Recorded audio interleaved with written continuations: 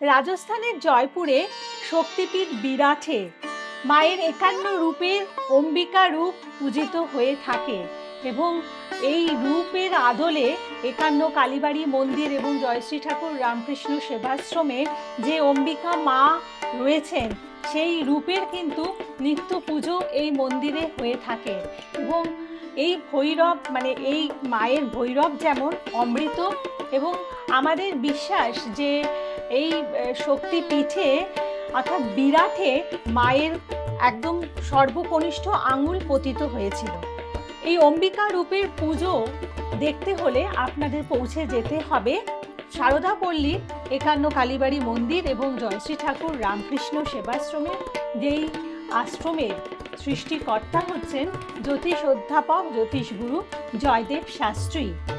আর এই মন্দির দর্শন করতে আপনাদের পৌঁছে যেতে হবে সপ্তাহের যে কোনো দিন সকাল 10টা থেকে দুপুর 2টোর মধ্যে এবং বিকেল 5টা থেকে 8টার মধ্যে। তাছাড়াও প্রতি বৃহস্পতিবার এবং শনিবার করে আপনারা পেয়ে যাচ্ছেন জ্যোতিষ অধ্যাপক জয়দেব শাস্ত্রীর হাতে প্রস্তুত করা বিশেষ দৈব প্রতিকার সম্পূর্ণ বিনামূল্যে উপহার স্বরূপ।